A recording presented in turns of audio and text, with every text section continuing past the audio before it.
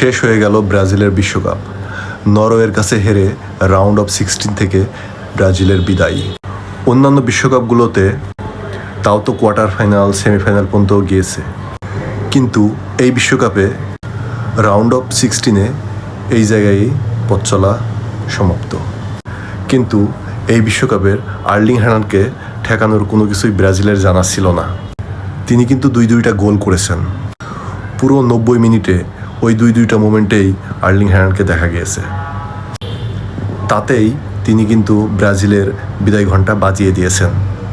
আমরা যে এত ব্রাজিল করি, এই ব্রাজিল কিন্তু আগের সেই ব্রাজিল আর নাই। এই ব্রাজিল এখন শুধু মানুষের মুখে মুখে আছে। এখন যে ব্রাজিল আছে, যে কোনো গড়পড়তা টিমের থেকে মোটেই ভালো কিছু নয়। পেনাল্টি থেকে নেইমার একটা গোল শোধ করলেন, কিন্তু এই একটা গোল শোধ করাতে ট্র্যাজেডিটা আরও বেশিই বেড়ে গেল। কারণ নেইমার যদি ফার্স্টেই থাকতো তাহলে হয়তোবা ভালো কিছু হইতে পারতো।